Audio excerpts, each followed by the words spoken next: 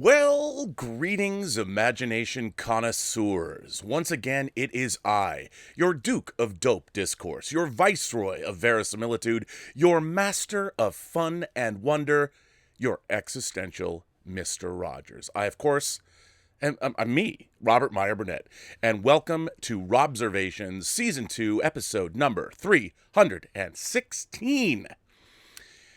And let me tell you, ladies and gentlemen, I watch a lot of YouTube movie pundit channels, having been one now for going on 5 years. And I understand, Gilbert is here. Gilbert knows that, I don't know, dude. I don't think I have any more cookies left. You had to bark as soon as I went on the air. That was pretty crafty of you, all right? You want one? Come on up. Say hello to the viewers at home. Gilbert. Oh, okay, buddy. Oh, yes. I know, you're excited about the Seahawks game. Yes, ladies and gentlemen, the Jedi Knights of the Pacific Northwest are playing Green Bay on Lambeau Field today. We are going to emerge victorious. Okay, buddy, you're good.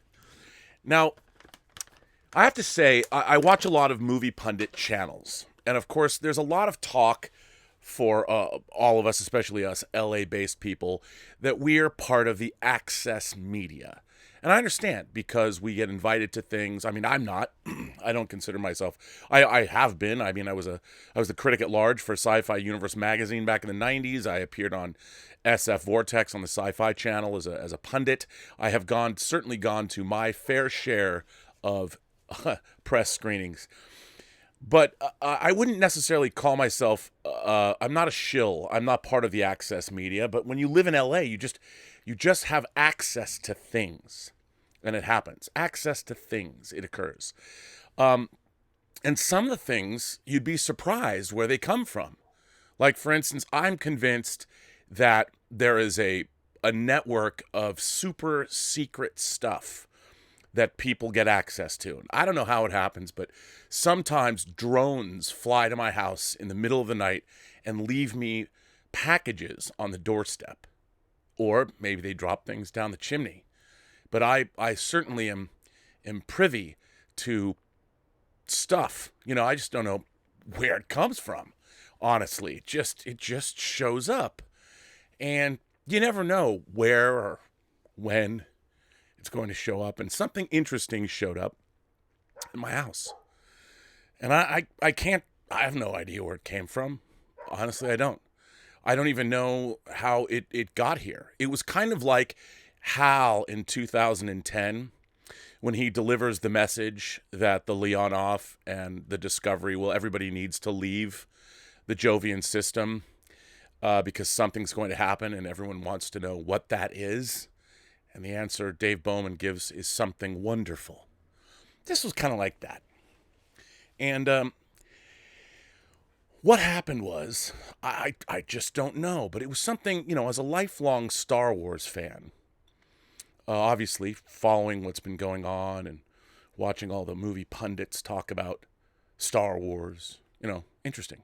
And everyone knows that Episode 9 was originally written by Colin Trevorrow and Derek Connolly. Those are the first guys that wrote Star Wars Episode 9, and then it was decided that they weren't going to do that anymore. That they were going to be replaced by JJ Abrams. Disney wanted to go in a different way. Well, interestingly enough, and I'm going to share it with you, something showed up, and here it is. This showed up. I don't know where it came from. And might this be the first 3 pages? Who knows? Star Wars Episode 9, Duel of the Fates. Wouldn't that have been interesting? What could have been, ladies and gentlemen? What could have been, but isn't? I thought that was pretty interesting. It'd be interesting if it might have been a whole screenplay. I don't know. Who knows if there's a whole screenplay? I certainly don't. And if there was, I couldn't either confirm or deny. Who would I be to say something like that? I mean, I couldn't. Anyway, that's not really what I wanted to talk about today. But I figured it was something interesting and worth sharing, and perhaps I'll do a show and follow up on this later. If there is more to tell, who can say? No man can say. It's kind of like back in the day, Citizen Kane. But anyway, wasn't that interesting? What could have been, but wasn't. Maybe I should report on that. If there's something to talk about, maybe. Who knows? Anyway, what I wanted to talk about today was, it was announced, ladies and gentlemen, I read this today. I first read it actually on Garth Franklin's website that I always go to every day, Dark Horizons, and I do go to it every single day. I look for topics, things to talk about for you guys, and the first place I saw this, CBS plans Clarice Starling TV series. CBS has closed deals for the crime drama Clarice, based on the famous character of Clarice Starling from Thomas Harris's Hannibal Lecter novels. The series will be set in 1993 and a year after the events of Silence of the Lambs. It will track Clarice Starling as she returns to the field to pursue serial murderers and serial predators while navigating the high-stakes political world of Washington, D.C. The project currently has a pilot script written, and the plan is to go to series, but that decision won't be made until a pilot has been filmed, even as the series has a lot of support at the network. Jodie Foster and Julianne Moore have previously played the character on screen. MGM and CBS Television Studios are backing the project, which hails from Star Trek Discovery executive producers Alex Kurtzman, Jenny Lumet, and Heather Caden. The project has no connection to Bryan Fuller's acclaimed Hannibal TV series for NBC a few years back, which wasn't able to use the Clarice Starling character or elements from the Silence of the Lambs novel, and this would seem to put a nail in any chance of a revival of that incarnation. Kurtzman and Lumet are also involved in this month's Star Trek Picard and the upcoming Man Who Fell to Earth TV series, which are all set up at CBS All Access. I have talked a lot. I've waxed rhapsodic a great deal about how much I loved Bryan Fuller's Hannibal. To me, it is another example of taking a franchise, the Thomas Harris's, his books.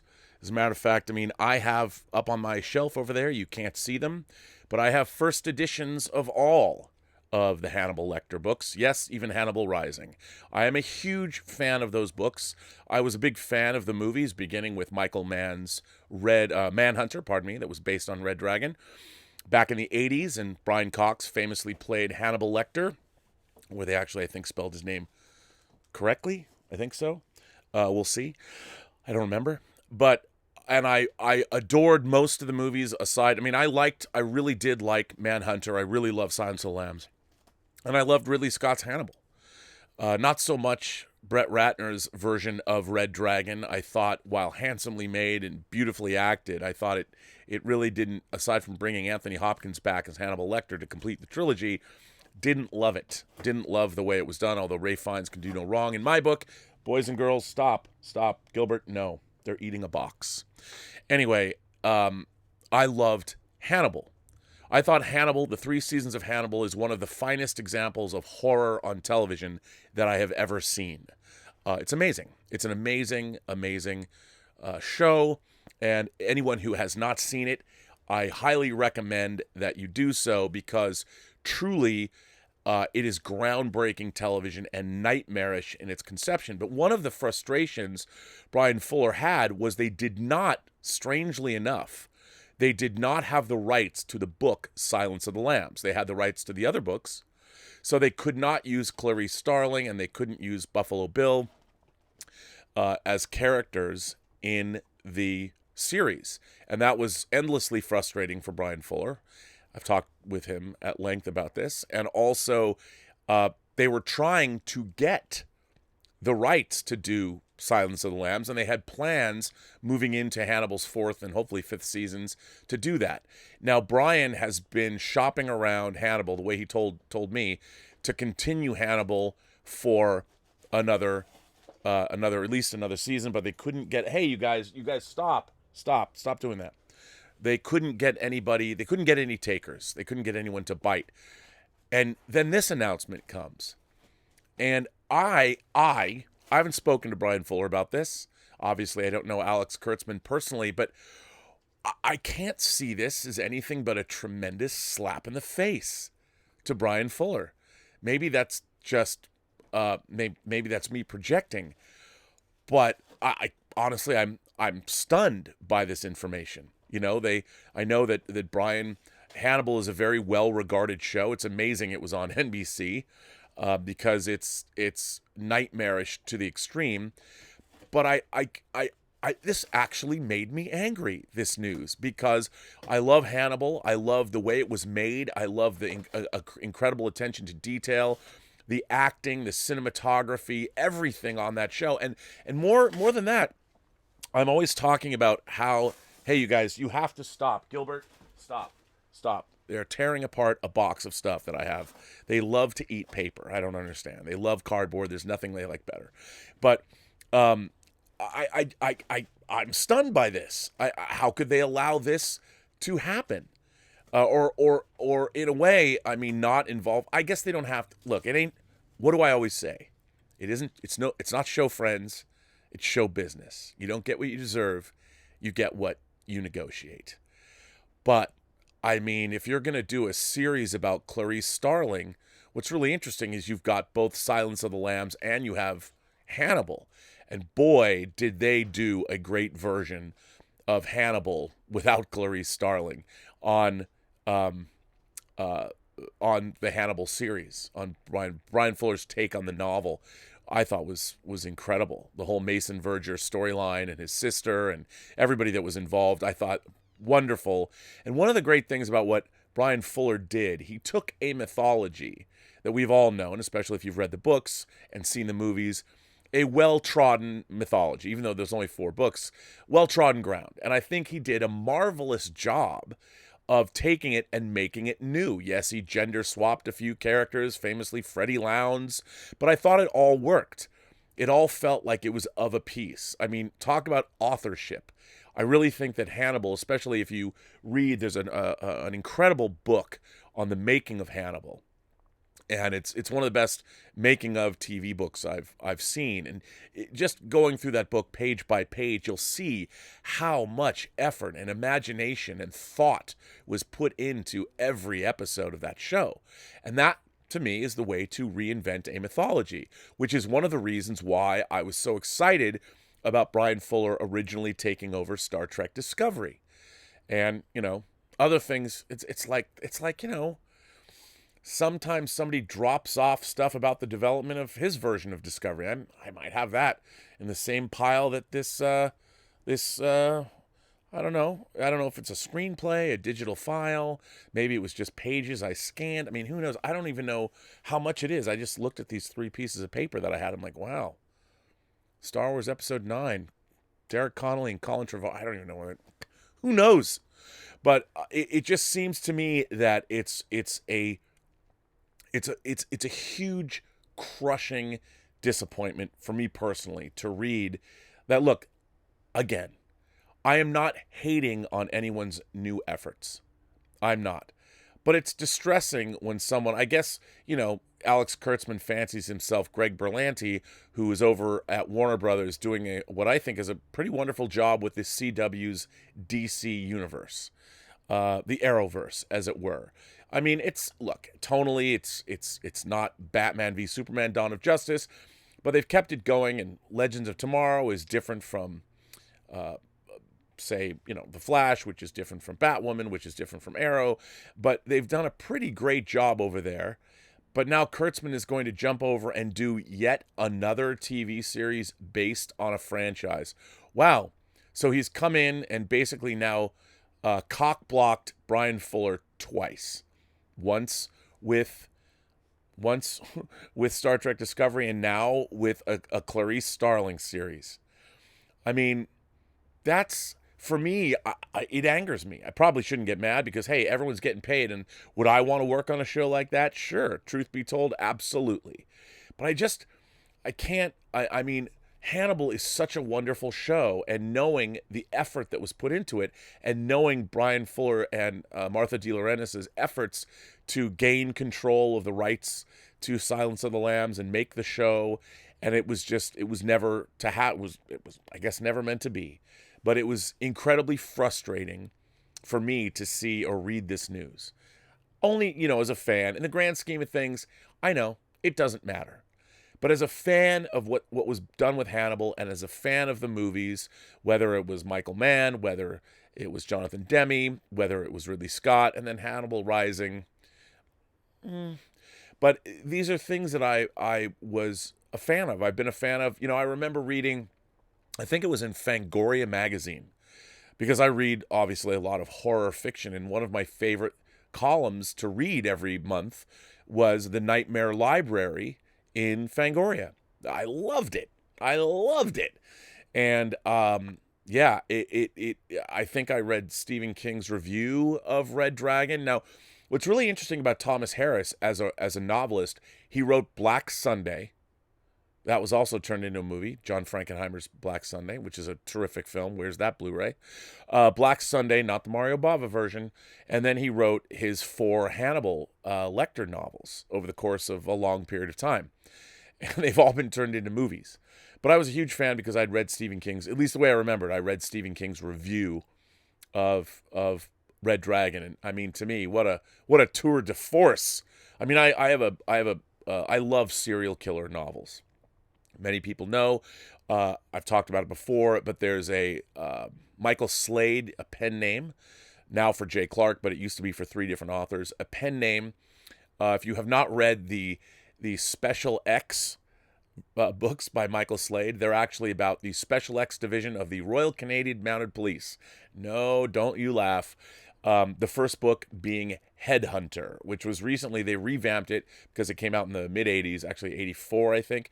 Headhunter Reimagined, where he updated the technology and everything. But those books are great too. If you like the Silence of the Lambs, if you like Thomas Harris's work, I highly recommend at least the first 4 books: Headhunter, Ghoul, Ripper, and Cutthroat.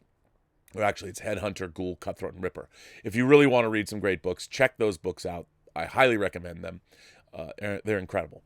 But this news just pissed me off. It just pissed me off because I'm a fan of Bryan Fuller. I loved Hannibal so much. And I just read what Alex Kurtzman.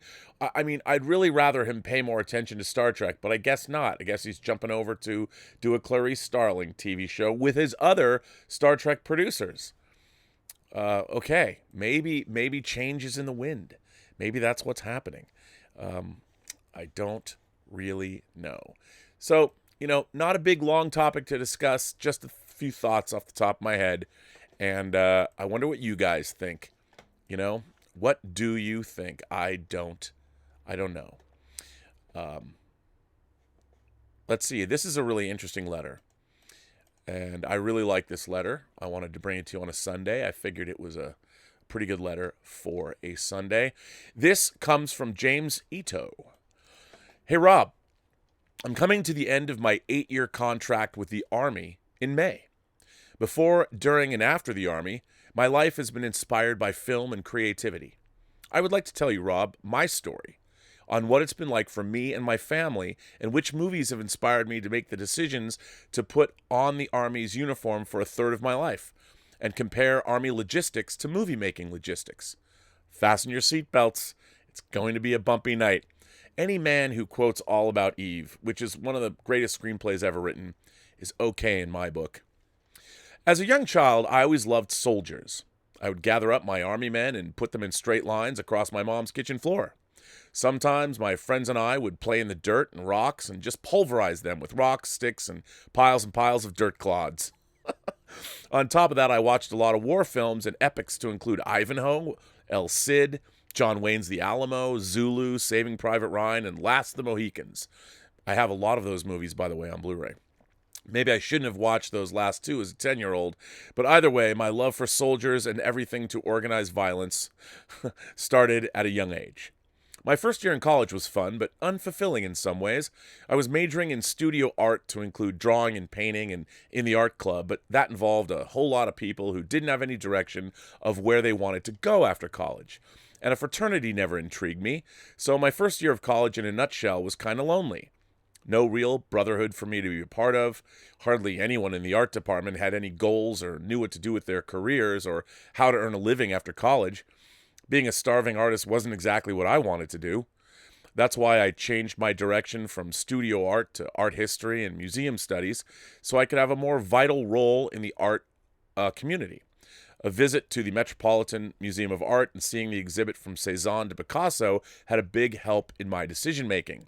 It wasn't until a coworker of mine in a part-time job suggested to me to join the ROTC, the Reserve Officers Training Corps. I talked with both the National Guard and the ROTC recruiters and passed the Army Physical Fitness Test, APFT. A few more tests had to happen before I was able to go to training at Fort Knox, Kentucky, the place where Auric Goldfinger tried to radioactively delegitimize America's gold supply. During my time in the ROTC, I felt a true brotherhood and belonging. We were now, as a family, getting to know each other's strengths and weaknesses and helping each other succeed in our courses, classes, and training leading up to commissioning. We all had goals after college. After 3 more years of college in the ROTC, I graduated from Utah State University with a bachelor's in art history. I minored in military science and became certified in medieval and early modern studies. I guess you can call me a medieval junkie. Family and grad school came next with a wife who I met and married when I was a junior, and now 3 kids, all under 8, and my Army and civilian career in museum work slowly grew with me, getting promoted to the Army, by the Army to a captain just a year ago. By the way, everything I'm writing to you about the Army is unclassified, so we're good. Unlike perhaps certain documents I have. I trained as, if I had them, who's to say? I trained as a logistics officer at Fort Lee, Virginia, specializing in ordnance, which covers small arms, weapon systems, maintenance, and ammo. I am now the S4 officer for the 489th BSB Brigade Support Battalion under the 204th MEB Maneuver Enhancement Brigade, which is compiled of military police, medical staff, and engineers. What my battalion basically does is make sure the brigade is fed, housed, and resupplied with fuel and ammo for 3 days of supply. My roughest time in the Army was when we went on a 3-week-long training called the Joint Readiness Training Course based in Fort Polk, Louisiana. It was hot in July, to say the least. It's a course that trains an entire division of about 5,000 troops in deployment operations. We had to line haul all our trucks and equipment from Utah to Louisiana and painstakingly had to coordinate with the Central Receiving and Shipping Point, CRSP, for any additional trucks and equipment that we rented. Sometimes we waited for 8 hours a day to get all our equipment to become fully mission capable, FMC. After all that's done, we spent 2 weeks in the field and getting attacked every night. We only got 2 to 3 hours of sleep and still had to perform our duties throughout the day. I haven't been deployed, but the NCOs, non-commissioned officers, who have seen both Iraq and Afghanistan, told me that this was much worse. All this talk of stressful work environments and logistical support makes me wonder, Rob, how resupply and logistics work with a film production. How do you feed the staff? How long can you close a public road or park with a permit? What kind of generators do you use when you're shooting off-site? We use 5K and 10K generators when we're in the field. Yes, you use those kinds of generators when you're shooting a film. It really depends on your lighting needs, to be honest. If you have broken equipment, do you fix them on site or send it in for repairs? How do you acquire personnel who know how to operate 50 to 100-foot boom cranes? Who's responsible for paying the crew and the cast? Who's responsible for passports? Is it cheaper to rent cameras and lights or to own them? How do you transport or line haul all the gear from the airport to the location to shoot your film? How do you enforce IP? Because I'm sure you can't have a cast member caught in a picture wearing a Nike logo. Do you have to ensure your cast while shooting? Just a few of my production questions that burn my cranium at night. I've gained a lot of experience with leadership and logistical support, and that the Army's real slogan is, hurry up and wait. In my 8 years being in the Army, I found my love for film grow, both military and non-military. I appreciate films like Saving Private Ryan and Patton a whole lot more. The one line from Patton that gets me every time is when Omar Bradley is talking to Patton, who just ordered ill-prepared troops to attack Palermo to feed his ego. There's a big difference between you and me, George. I do this job because I've been trained to do it. You do it because you love it. I've known many people who love the stress the Army gives them, but I lean towards Bradley. I love that. So now this leads me to being done with the Army coming May 3rd of this year. It's been a good 8 years with an additional 3 with the ROTC. They paid for me to go to college debt-free, so I rightfully owed them 8 years. I've always known that the Army wouldn't last, and I've never planned on staying in after my contract was done. I just don't see a good enough reason to stay in. I want to spend more time with my family, grow my career in the museum field, and get back into the arts. Painting, drawing, and of course, a new love, filmmaking. I'll be making a short film later this year and submitting it to the Utah Film Festival, not to be confused with Sundance.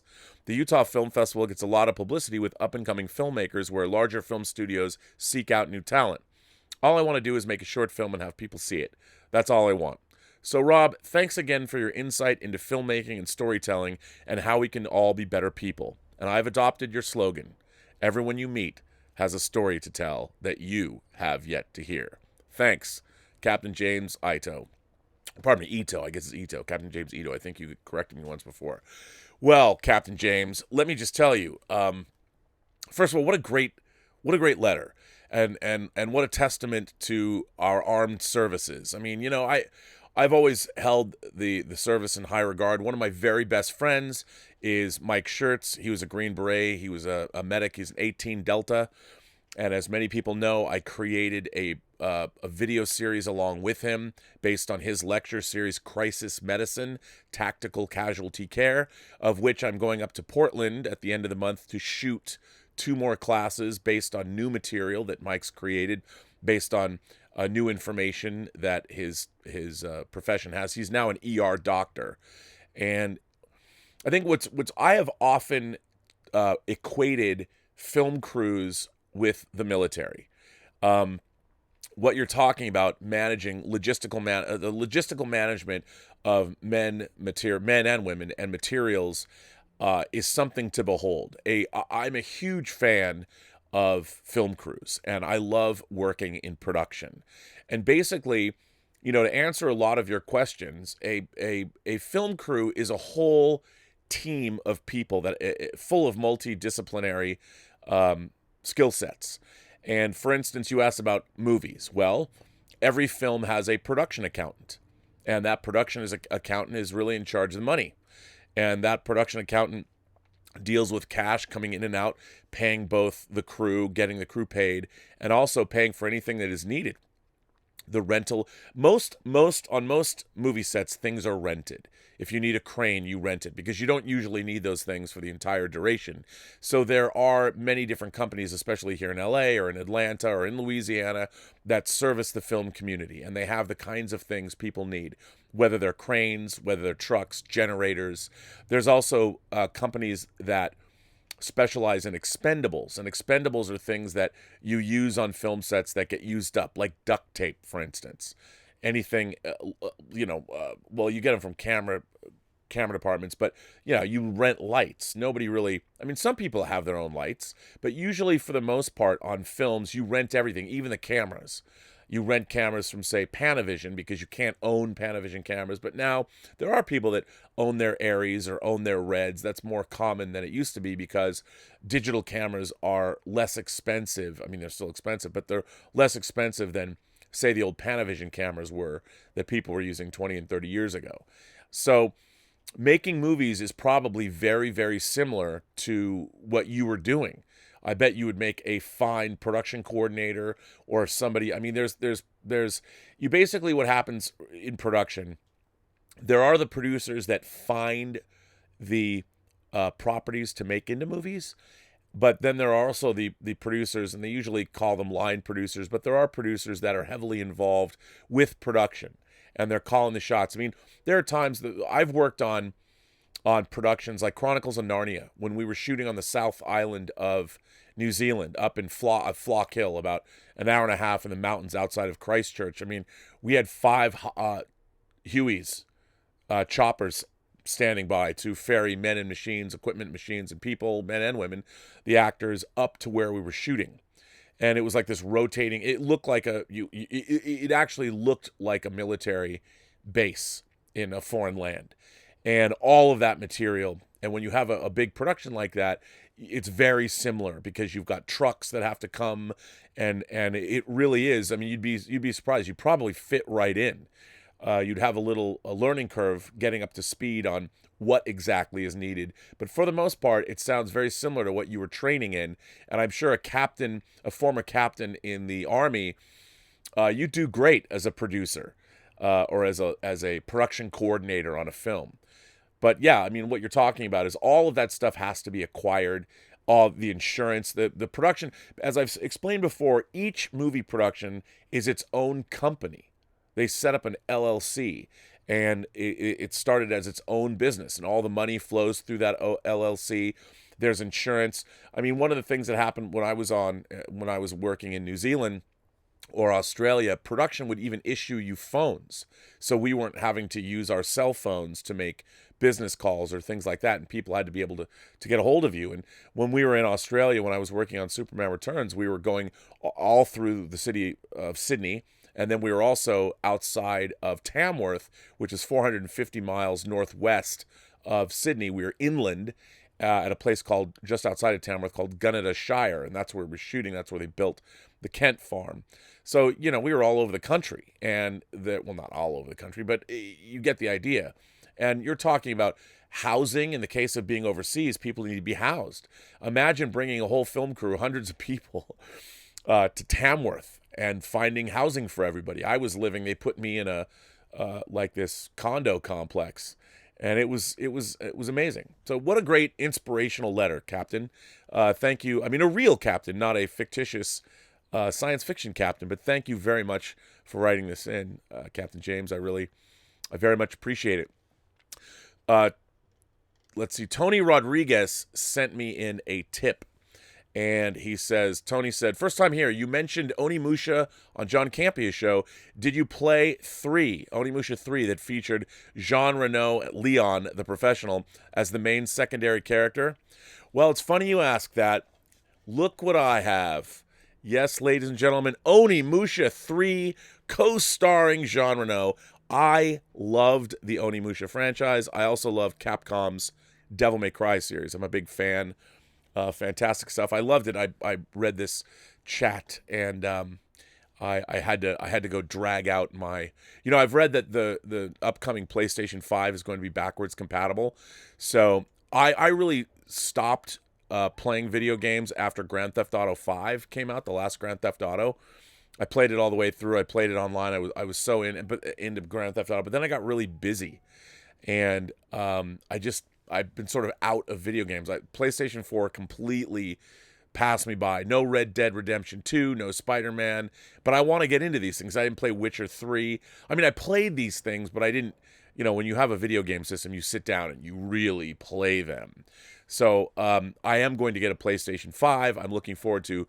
Because, you know, games like Ico and Shadow of Colossus, I have the PlayStation 3 upgrades of those, but I've missed playing them, and they're fun. By the way, speaking of tipping, the Richard asks, what is the difference between tips and super chats as far as supporting the channel? Well, it's easy. When you tip, basically, whenever somebody gives a super chat, 30% of it goes directly to YouTube. Now, a lot of people who do that want to support the channel and participate. Now, I want to be clear, I don't have a problem with the idea that YouTube, they take 50% of your ad revenue and they take 30% of super chats. I don't have a problem with this because look at what YouTube has done. They've built a platform that literally reaches worldwide, and I'm certainly making use of it. So I really don't have a problem with YouTube taking that at all. I really, really don't. As a matter of fact, I'm surprised they take that much. That they don't take more. So anyway, I have no problem with that. Vegetable Tube sent in a tip. So that's the difference. Oh, and the tips go all to me. I mean, other than the fee that PayPal takes. So tips, you know, obviously more of that goes to me. But I have no problem with YouTube. Vegetable Tube sent in a very generous tip. Thank you, Vegetable Tube. You've always been a big supporter of the channel. My father loves watching the 1937 movie The Good Earth. Do you think it's time for a remake? The Good Earth, man, I've seen that movie a lot. Is it time for a remake? I don't know, probably. I mean, I think you can remake everything, but the problem is the world, I know you could do it. I mean, why not? Why not do that? I think it's definitely something that could be remade. I think you can probably remake anything. It's very interesting. You go back.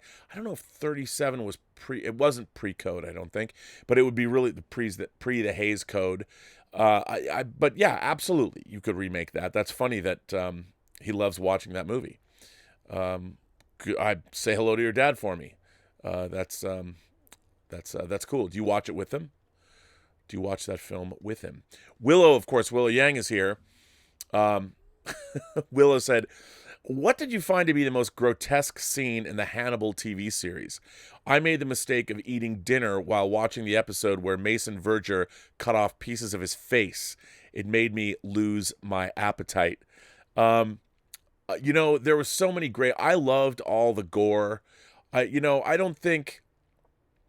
I think what happened to Etienne's character was one of the most interesting things. I think the thing that I thought was one of the grossest was the mushrooms, the corpses that were used as food for mushrooms, and the bodies had mushrooms growing out of them. I mean, there are so many clever ways to that show dispensed with people. The Grand Guignol, the whole the tableaus of all of the killings. I mean, you never really saw anyone being killed in the show. You saw the aftermath, and it was so in a way it was so beautiful what they did to the human body in that. But I loved it all. I mean, I thought it was so interesting and creative. Probably some of the most creative gore ever in the history of anything, really. Great stuff. Willow continues, and she said, "I'm sorry if this is a little crude, but I love Hannigan memes. Or Hannibal, maybe you mean Hannibal memes? Hannibal, I want to fillet you. Will, what? Hannibal, sorry, I meant to say that I want to fillet you. Will, oh, wait. Yes, the homoeroticism in Hannibal was obviously not something that you could could have, yeah, yes. That's not exactly subtle, but I see, yes, absolutely. Happy Sunday, Rob. I want my mind blown. Share your news soon, good sir. Hope you enjoyed the Schmodown draft. I sent you some pics. I did love the Schmodown draft. It was a lot of fun. It's still going on, as a matter of fact. I drafted some people today. I don't know if I can say it, but I drafted Jenna Bush. I drafted her. So that's pretty exciting. Farky50 says, "Are you planning anything for New York on January 25th besides the Schmodown?" Well, I'm pretty busy when I go to New York because I'm doing some work. I'm shooting some documentary material of our actors for Tango Shalom, in addition to competing against that traitorous, ungrateful Andrew Guy. But everybody's asking about a meetup. The live Schmodown event is in Brooklyn. So I would imagine that, I mean, I don't know exactly where in Brooklyn it is. I mean, my friend has an apartment in Park Slope. So I was thinking about finding a bar and having a meetup. I mean, why not? I think we should have a meetup anyway. I don't know if the Schmoes are planning something, but I definitely think it would be a lot of fun to do that. And I will keep you informed. We shall see. Let's see. I'm going to go back to our letters. That was a great letter. The captain definitely sent a great letter in. How inspiring that was. So, well, speaking of this, Tommy Martinson has a bone to pick with JJ Abrams, and let's see what it is. I mean, can you imagine if the Star Wars Episode 9 was called Duel of the Fates? Come on. Man, that was the original title of Episode 9, Duel of the Fates. People would have loved that. They would have loved that. They would have loved it. Actually, let's see if I know I'm looking at the you'll see this live right now. If Christian, let's see. I just sent him my pick for another draft pick, but we'll see. So this is Tom Martinson says, One of the biggest gripes with JJ Abrams as a filmmaker is that he cares more about Ewoking fan service based emotion than emotions that actually suit the story and characters. One of the best examples of this is the ending of The Rise of Skywalker when Rey takes the Skywalker name. Why does she do that? Because to the general audience, including many Star Wars fans, the name Skywalker is something we associate with heroism due to Luke's journey in the original trilogy. But it really doesn't make sense for Rey to take that name based on the story. Rey only spent a few days at most with Luke, and she really didn't bond with him. It was, to say the least, complicated. So complicated, in fact, that they had a little skirmish when Rey left him. They really didn't end it on good terms. Who did Rey have a relationship with then? Leia. The Rise of Skywalker takes place roughly 1 year after the events of The Last Jedi, and based on what we see in The Rise of Skywalker, it's fair to assume that Rey and Leia has a close relationship. Leia trains Rey, and Rey even cries when saying goodbye to her. She probably sees Leia as the mother she didn't have. So who is Leia? Not only to Rey, but to the galaxy. She's not Luke, who disappeared for who knows how many years, leaving the galaxy vulnerable. She's the commander of the Resistance. She's a decades-long fighter for freedom and democracy, and the adopted daughter of Senator Bail Organa, who died in the fight for freedom. In the sequel trilogy, Leia is clearly the biggest hero of them all, especially to the galaxy at large, but most likely to Rey as well, since they've developed a strong bond. So why did Rey take the Skywalker name? She should logically have taken Organa instead. That would make sense. That would be quite satisfying and emotional. But as per usual, fan service was more important to JJ. Look, after learning that Colin Trevorrow's Star Wars Episode 9 script was called Duel of the Fates, which, seeing as what happened in the movie, Duel of the Fates is like the most perfect. It harks back to the balance of the Force. It harks back to Episode 1. I mean, I don't understand why anybody wouldn't have gone with Star Wars Episode 9, Duel of the Fates. Because isn't that what the entire Star Wars saga is about? And knowing that, I'm just like, wow, isn't that a bummer? What a bummer that is. You know, it's such a bummer that why don't we take a look one more time at this. This, I don't know where it came from. I have no idea where it came from. I really don't. But look at this, the original crawl. Star Wars Episode 9, Duel of the Fates. I mean, that's a crawl, man. That's a crawl. What could have been, but wasn't. Oh, well, what are you going to do? I don't know what you're going to do. What you're not going to do is see Colin Trevorrow's version of that movie, which is really kind of a bummer when you think about it. Look, Tommy, I'm with you. I don't understand why Rey took the name Skywalker either. I mean, like you said, she was being trained by Leia.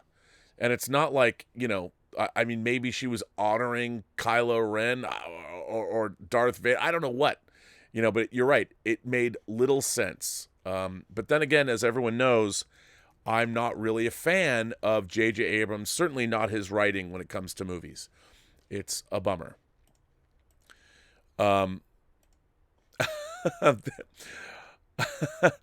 This is from Bryan Eng, who usually sends me interesting questions.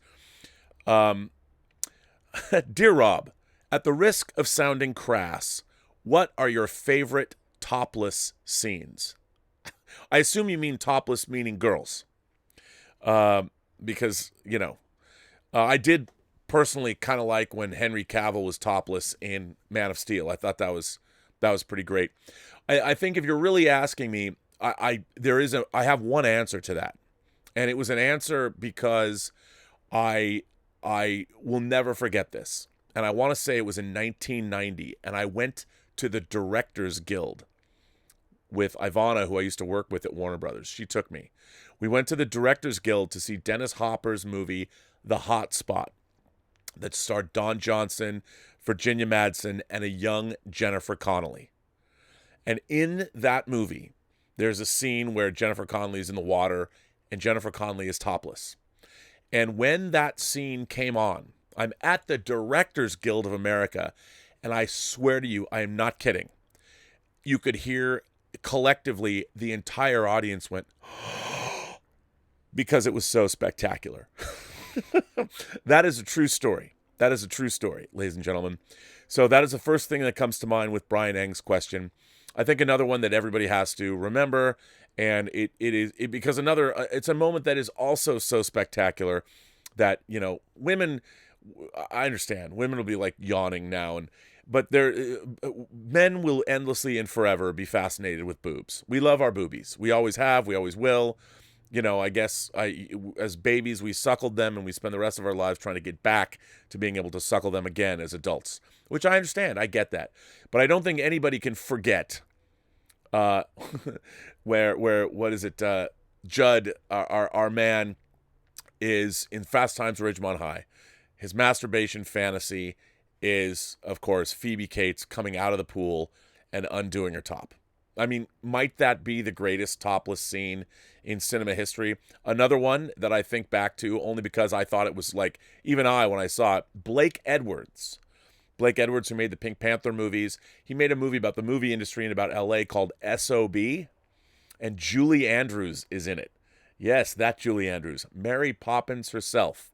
And she actually does a topless scene in the movie. Spectacular breasts, by the way. But that was another scene where you're like, oh my God, could you believe that? And I think I keep remembering, she says, like, do you want to see my boobies in the movie? So those are three, Brian. Those are three that I remember. I'm sure there's a lot. There's many. I would say Two Moon Junction, Sherilyn Fenn. That's another good one. But yeah, there's a lot. But since you asked, and since, by the way, that letter, Brian Eng's letter, is up on the Burnettwork.net website, I invite all of you to find that letter and please put your picks. And I mean for all men and women, because if there's one thing I know in my life, it's that women also very much admire a great set of mammary glands. They really do appreciate that. And by the way, ladies, I also would invite you to send us your favorite topless shots of dudes. What are your favorite dude shots? I mean, why not? I'm completely equal opportunity about this. And, whatever your sexual predilections are, whether you're straight, gay, whether you're non-binary, whatever you want to say, all of you should come in and please give us detailed descriptions and please answer this question to the best of your ability, because I would like to read everyone's responses, not just dudes, but everyone. This next letter comes from Logan George. RMB. After seeing reactions to the new short trek Children of Mars, I'm not going to re-up CBS All Access. I haven't seen any of the recent short treks as I canceled CBS All Access after the atrocious Star Trek Discovery finale. I hear they eat tribbles on a short. I hear Spock sang. I just don't need it. I watched your reaction to the Patrick Stewart interview. Mecha Random 42 and Doomcock did great reaction videos as well. Then this Children of Men thing dropped. Children of Mars, actually. Anti-Trekker and Trekyard's Captain Foley had great reactions. And if they've pissed off Captain Foley, CBS has problems. You rarely see a nice Canadian kid like Stuart Foley get so worked up. By the way, again, Stuart Foley, Captain Foley, is one of the two guys behind the Trekyards channel. And I am a huge fan of what the guys do over at Trekyards, Cockings and Foley. They should have their own show tune. They're like Gilbert and Sullivan. They're like the Gilbert and Sullivan of Star Trek fans. And I love them both, and they've been doing great work for years. So go over and support Trekyards and support those. They're doing the Lord's work, even though, I mean, they did a recent video comparing the D7 from Discovery to our D7 and the Katinga that I talked about. And there's two of them. I watched both of those videos, and they were good, even though I still can't stand anything. I do not want a D7. As much as I love that design, I don't want a Discovery D7. I don't like it. But go over to Trekyards and check it out. So no, I don't think I need to see Star Trek Picard. I get it already. Brexit's bad. Trump's bad. I oppose both Brexit and Trump, so I'm already clear on that. And I don't need convincing. I watch Trek for utopian ideals and Roddenberryism, adventure and intelligence. I love that. Adventure and intelligence. That's what Star Trek is all about. I don't need to see Gene's vision sullied and subverted so an actor can hop up on his personal soapbox. Here is a superb video showing the difference between New Trek and Star Trek The Next Generation. Oh, yes, I love this video. In a streaming service that has The Mandalorian, why would I want to torture myself as Kurtzman and his ilk destroy Star Trek? The smearing of Walter Mosley was all I needed to know.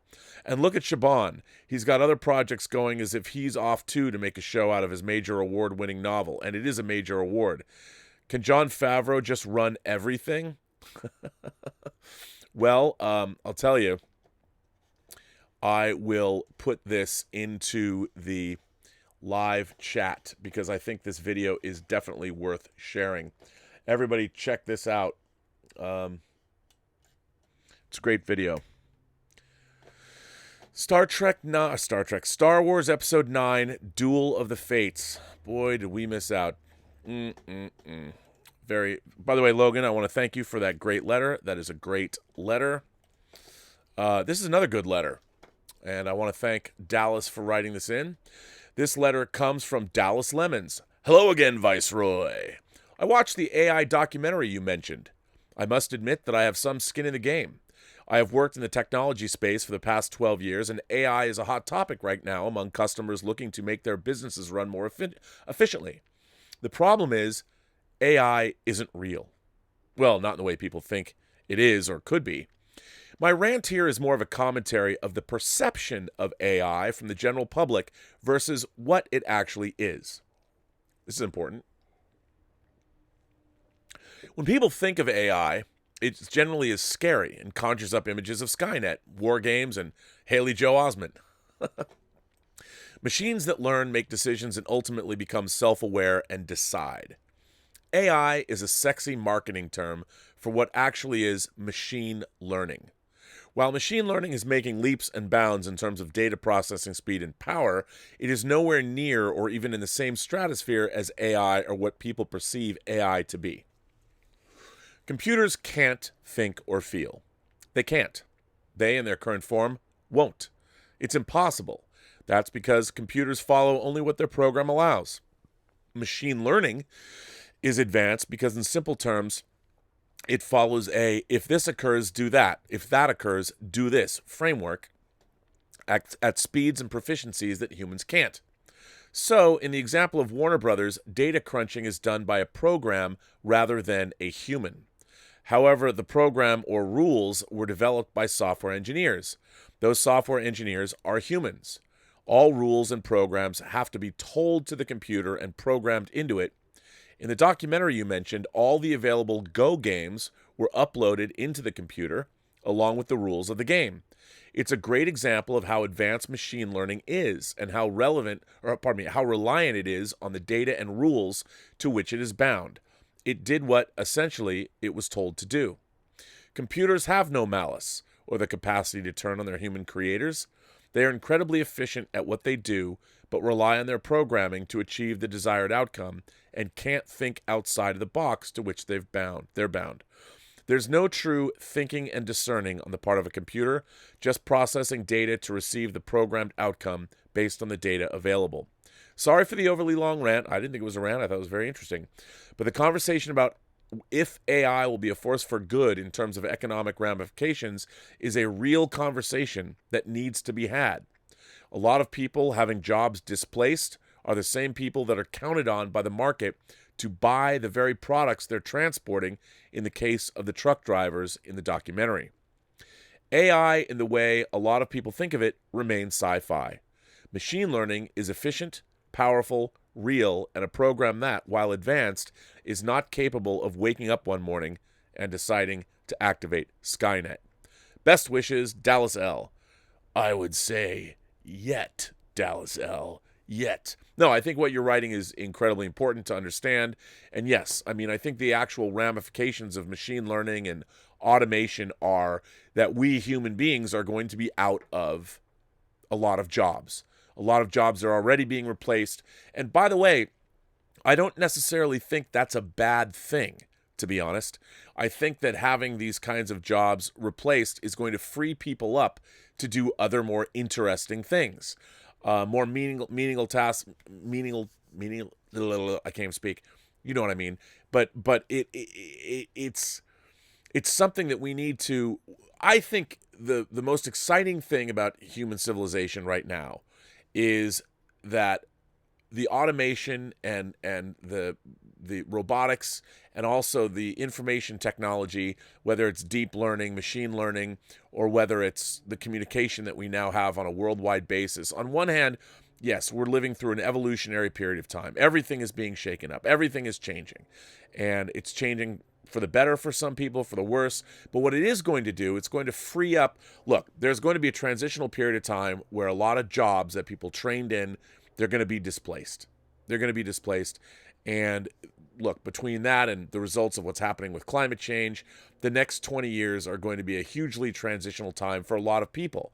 But if we look at it the right way, it's going to free up people. People are going to have to get out there and be re-educated to do different things.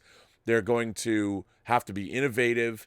It's going to be an interesting time if we allow it to be. And again, it's how we go about it. Rather than, again, I'm always saying we should punch up rather than punch down. Rather than fear these changes, we should embrace these changes and make of them what we can to see what life's going to be really interesting. And we're being given an incredible array of tools that are really opening up the ability for people to create, the ability for people to communicate. I mean, the results of the Collider fallout, how everybody started, whether it was Coy, whether it was John Roca, whether it was Roxy Stryer, and everybody just jumping online and starting their own YouTube channels. It's more voices in the wilderness for people to hear.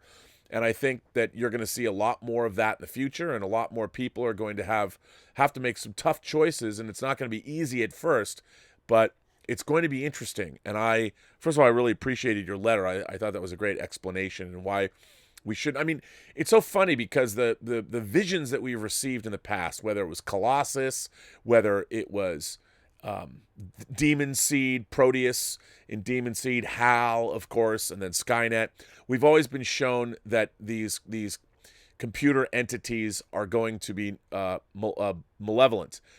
Although, if you look at a movie like Her, which I think is one of the finest science fiction movies of the last 20 years, Her, the AIs that when the operating system becomes sentient, they go off because they're on a different plane of existence. They're not going to destroy us.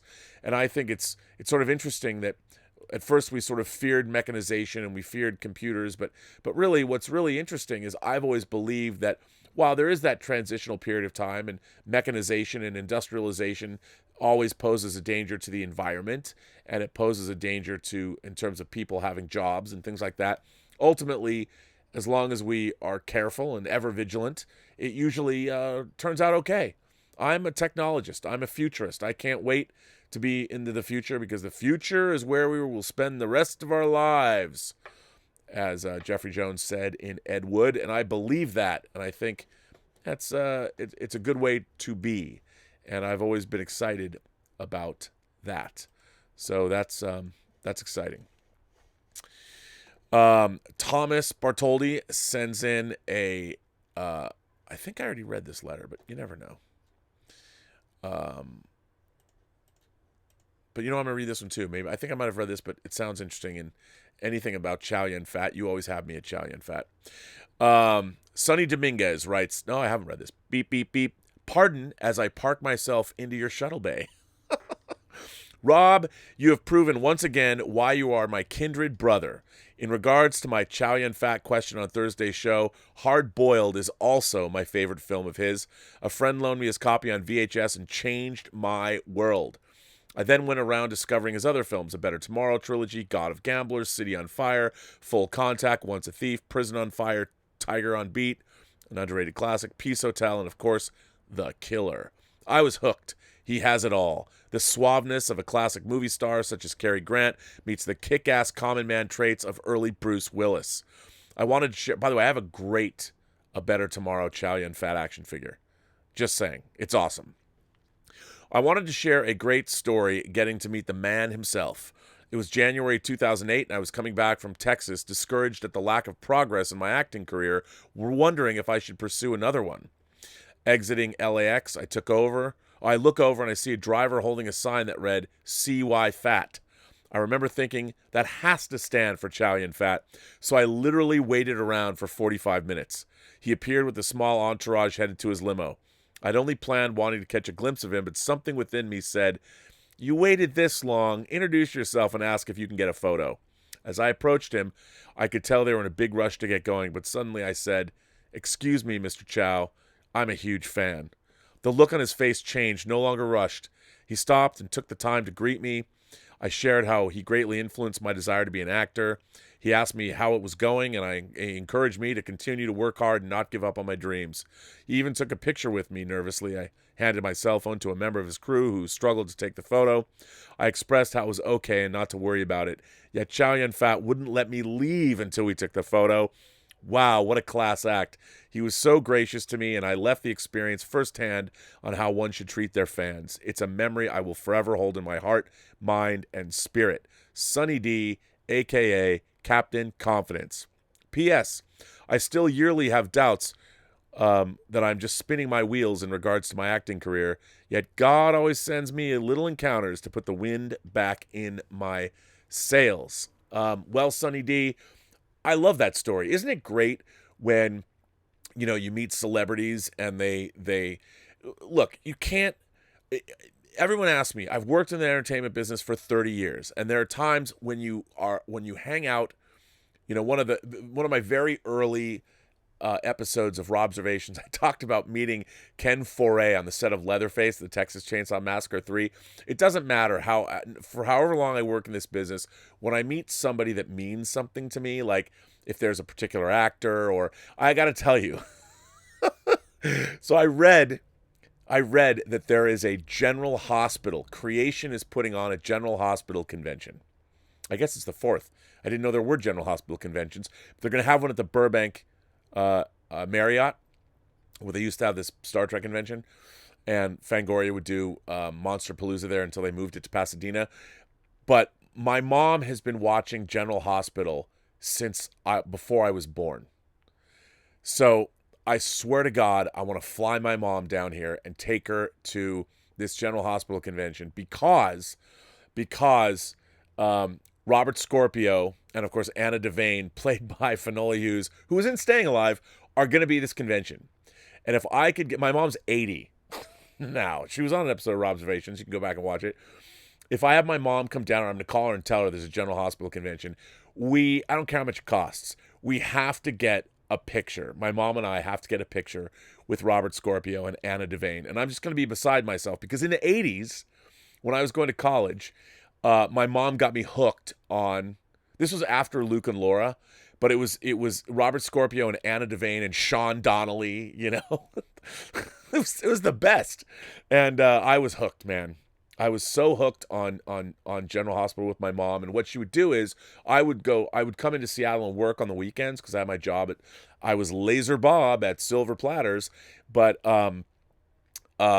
so she would use my VCR and she would time shift all of the General Hospitals, and I could come home, and on Saturday morning or something I would watch, and skipping over the commercials wasn't that long, but I would watch 5 episodes of General Hospital, and I did this for years. So, I mean, I once met the actor who played Sean Donnelly at a restaurant at the Grove, and I had my phone. I said, I got to call my mom.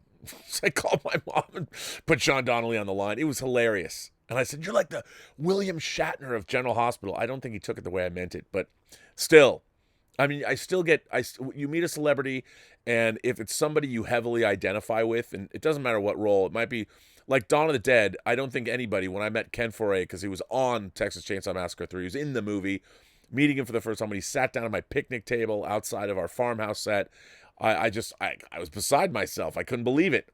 I mean, Ken Foray was one of the biggest stars, and I mean, literally, he's a big guy, but it was incredible. You never get over it. You never get over it. Meeting somebody, you work in the entertainment business, you've met so many celebrities, it never gets old. So I'm glad. What a great letter. I'm glad Chow Yun-Fat did not disappoint, did not let you down. I think that's amazing.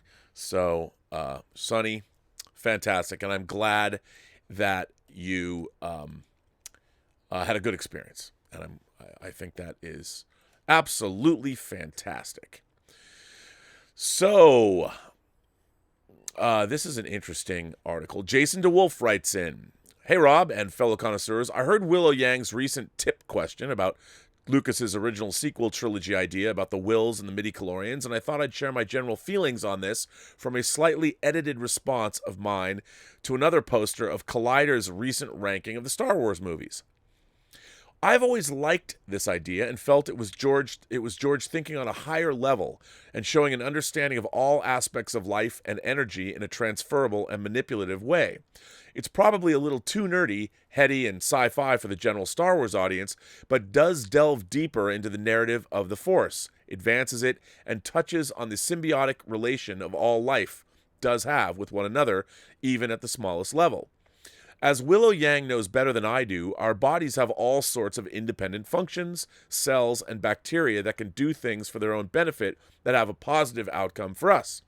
George was ahead of the curve with this from a storytelling standpoint, and it was intriguing to me to see a quantifiable way for the Jedi to look into a Force-sensitive person's count. It seems that the Midi-chlorians are the biological aspect that acts as a conduit for the mystic beings that George called the Wills, which influence a being with the Force through their innate amount of Midi-chlorians. And that's pretty darn cool and not devoid of mysticism, in my humble opinion, but instead can add layers to it. I wouldn't want to see a microscopic movie about this, although a fantastic voyage or inner space plot set in a Jedi's body sounds fun and would totally stretch the imitation muscles. Ha! Seriously, though, I do like the idea of a movie bringing more insight and intrigue into this aspect of the Force. If it never gets further explored, I have no attachment to it, and I'm fine with the things as they are, as an OG guy first and foremost, but I'm saying it was never that bad of an idea. And if done right, it could be cool. Although no matter how cool, thousands of people likely won't be open to it. Have a great one, guys and gals. Jay Canada. Well, Jay, I think you're right.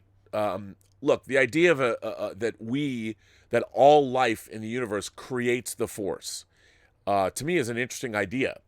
And I don't know if I would want to see a movie about anything other than humans or humanoids as Force users. I don't know if I'd want to go and see a movie about the microscopic world, but definitely something that delves into the more scientific nature of the Force could be really interesting. I mean, obviously you have to train. I think that unfortunately, as the sequel trilogy has made the Force more about magical power than anything else, I always liked the idea that you needed to train. And I always liked the idea, too, that anybody could become an adept Force user because if you're part of that energy field that surrounds us and binds us, then anybody should be able to tap into the Force with the proper training. Now, that doesn't mean you're going to be great at it. I mean, training, there would be people, there would absolutely be a genetic predisposition to the Force in some people. There would have to be.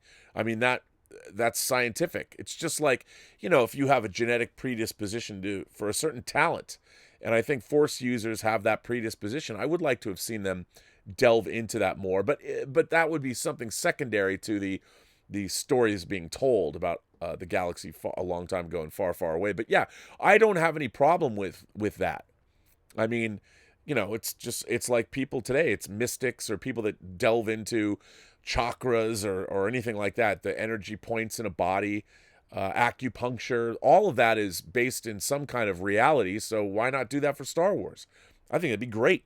I'm all down with that. I think it'd be great. I just don't know. I think people think that, they're going to make, he's going to make a movie about bacteria in the Star Wars universe, or I don't think that was ever his intent, but I think it would have been interesting to delve into that a little bit more. But who knows? Maybe that's what he did want to do. But I wouldn't be necessarily against it. Stubble McShave is here. Hello, Rob, a.k.a. the Master of Fun and Wonder, the Duke of Devilishly Dope Discourse. Oh, Devilishly Dope. I have to add to that. The Duke of Devilishly Dope Discourse and Evangelist of Entertainment Enthusiasm. Stubble, you are knocking these out of the park, brah. I love that. The Evangelist of Entertainment Enthusiasm. I got to remember these. Wow. I thought that I'd talk about one of my biggest gripes with some genre cinema. It crystallized itself when I watched The Rise of Skywalker, but it can apply to some other properties as well. I'm talking about the willing suspension of disbelief, or rather, the lack thereof in some cases. Suspension of disbelief is something in the style of, okay, I know that dragons aren't real, but for the duration of this story, I'm going to pretend that they are real. You can, of course, exchange dragons for some kind of advanced technology or whatever fantastical element you want. You can add a few fantastical elements on top of what we know about the world, how it is, and how the world works, but if you're changing the foundation of human behavior or the logic of time and space, then it breaks down and all verisimilitude is lost. You're singing my song, son. An example of this is the arrival of Lando and the Armada in The Rise of Skywalker.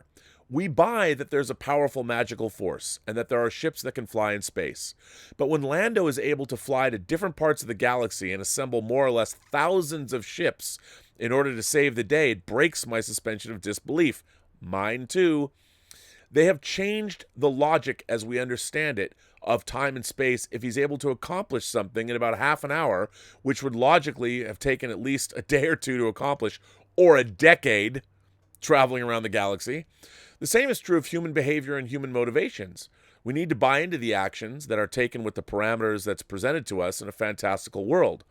Just because I have access to a magical sword or a phaser, it doesn't mean that I would act differently from a motivational point of view.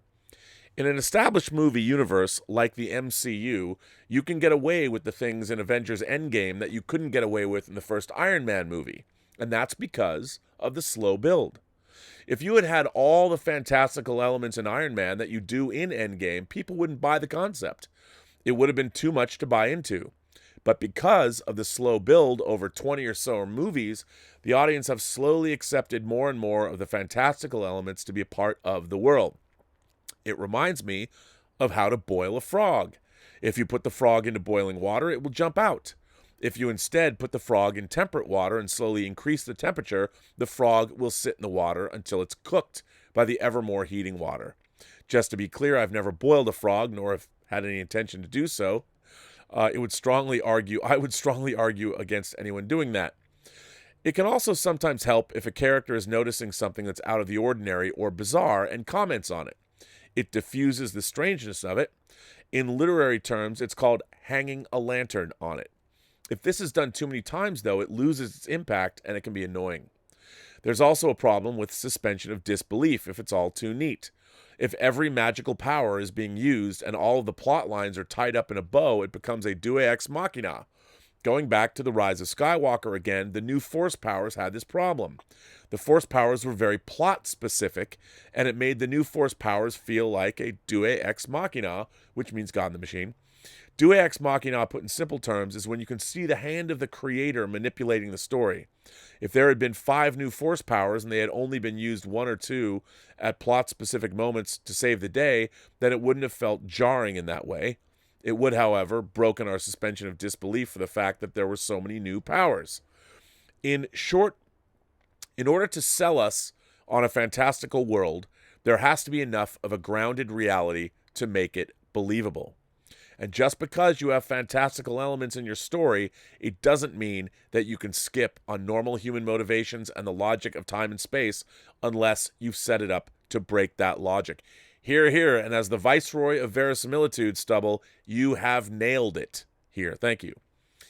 I thought that I should end this with a long quote from the granddaddy of fantasy, Mr. J.R.R. Tolkien. Quote, "Children are capable, of course, of literary belief when the storymaker's art is good enough to produce it. That state of mind has been called willing suspension of disbelief. But this does not seem to me a good description of what happens. What really happens is that the storymaker proves a successful sub-creator. He makes a secondary world which your mind can enter. Inside it, what he relates is true. It accords with the laws of that world. You therefore believe it, while you are, as it were, inside. The moment disbelief arises, the spell is broken. The magic, or rather the art, has failed. You are then out in the primary world again, looking at the little abortive secondary world from outside. If you are obliged by kindness or circumstance to stay, then disbelief must be suspended or stifled. Otherwise, listening and looking would become intolerable. But this suspension of disbelief is a substitute for the genuine thing, a subterfuge we use when condescending to games or make-believe, or when trying more or less willingly to find what virtue we can in the work of an art that has, for us, failed. What a great quote, Stubble. Wow, I love that. Tolkien knew what was up, man, and that is why Middle-earth is so beautifully realized on so many different levels. And that's why people, I've said it before, half the reason people love this stuff is because of what they're made to believe. And these fictional universes, the universes matter. The universes matter so much. And my problem with modern Star Trek is that universe is constantly being destroyed. The believability of that universe, and the same was true of Star Wars. I believed Star Wars. I believed Empire Strikes Back. I started to disbelieve the Star Wars universe in Return of the Jedi. I just didn't believe it anymore. The creature designs, the Phantom Menace is all over the place in terms of belief. And I think the real problem with Rise of Skywalker is, like you said, Lando Calrissian goes and he's able to get an armada of ships to fight. Where did those Star Destroyers come from? Who built them? Where'd they get all the personnel? Where do you park all the ships for all the people that were in Palpatine's arena, the heavy metal show that he was about to put on? Who were those people? Why were they sitting there? Did people sell peanuts at that stadium? I don't know. Jet Screamer sent a $2 super chat. Just one of the guys, Total Recall and Valley Girl are movies with boobs. Yes, and I, of course, produced these special features for Valley Girl along with Dave Parker and Greg Carson from MGM. But yes, Elizabeth Daly has a great unveiling of her breasts in Valley Girl. Just one of the guys has a locker room scene, and Sherilyn Fenn's in that movie too, by the way. And Total Recall has Eccentrica Golumbitz, the triple-breasted character from Eroticon 6. That's not really her name, but that was a Hitchhiker's Guide to the Galaxy reference, which I thought I'd throw in for good measure. But yes, Jet Screamer, I want to thank you for that contribution. And again, I would recommend everyone go to the website and find Bryan Eng's letter at theburnettwork.net, and let's hear about your favorite topless. And when I say topless, I mean guys or girls. I want to know everyone's favorite topless shots. What does it for you? Our man Ian Samuels, who now has his Who View column on the Burnettwork website. That is also at theburnettwork.net. Ian Samuels has written in, Rob, there's been much talk lately of Dracula, but what about another unliving creature? The Walking Dead, the creeping flesh zombies. Zombies have gone through a lot of change over the years. They began as a West African legend, a legend that tells of the dead walking as servants to a voodoo priest or priestess. The legend traveled with the followers of voodoo to Haiti and the Caribbean, and even into the southern states of America. But when they started appearing in films, they changed from specific voodoo curses and onto any priest of some dark god could then resurrect men or women for their own dastardly deeds. But then the most important change came about when a little film called Night of the Living Dead happened, where George Romero showed the zombie as a thoroughly modern menace. When there's no more room in hell, the dead will walk the earth. That's actually an ad-line from Dawn of the Dead.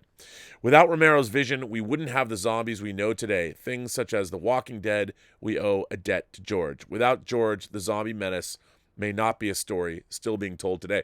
Well, Ian, I want to thank you for that. I totally agree with you.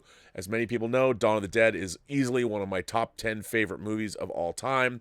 And one of the things I love about modern zombie lore is zombies are just a stand-in for the end of civilization, our society going pear-shaped. And I love that. I mean, my greatest fear is that human civility abandons us. And we've seen that. We've seen that in gang movies. Clockwork Orange is about that, about unfeeling. The Droogs are unfeeling, and they see other people that they can torment and Tolchok and all those things. That is my greatest fear, that there will be somebody that will take your life or ruin your life without any compassion or understanding of what they're doing to you in a desire to satiate their own whatever. But also our civilization falling. Post-apocalyptic movies wig me out. But that's what I love about Dawn of the Dead so much. And Dawn of the Dead, for being a low-budget movie, had a lot of scope. It felt epic. There was an adventure, but it really did feel like society was falling. And I love that about zombie movies, and I love that about the whole zombie genre. And, if you guys haven't seen a movie called The Girl with All the Gifts, and you like, it's a different take on the zombie genre, but I thought it's a great movie. It's based on a book. Check it out. Really, really good. And here's another letter. Here is another letter from, if it ever comes up. Well, let's start with David Galvez sending a super chat. Hello, RMB. Go Hawks. May the Force be with the Jedi Knights of the Pacific Northwest. My most anticipated movie of 2020 is Dune. Well, David, first of all, thank you for supporting the channel. I very much appreciate that. And also, let's hear it for the Seahawks. Let's hope they emerge victorious. It's going to be a tough game at Lambeau Field. They've been on the road. They beat the Eagles. I want to beat the Cheeseheads. Let's hope they do. So, yes, the Jedi Knights of the Pacific Northwest, led by Russell Wilson, and Marshawn Lynch is bringing back beast mode to their quest for Super Bowl gold. So I'm right there with you. This next letter comes from Catalan Kit. Greetings, Rob. It's been some time since I last wrote, and that is due to our Post-Geek Singularity community, which leaves no stone unturned and hits all the hot topics before I can put my thoughts on this piece of virtual paper. Congrats, guys and gals. You are fast and clever. No worries, Rob. We're still meeting every morning when I have my coffee, and like always, it's a pleasure. My New Year's resolution is to try and be more neutral and more positive regarding my favorite franchises. I have plenty of things to occupy my mind and plenty of problems to solve, but I can tell you it's a struggle already. For some years now, I've liked fewer and fewer movies. Most of them are like a husk, a fancy, good-looking, well-polished husk with no essence, no soul.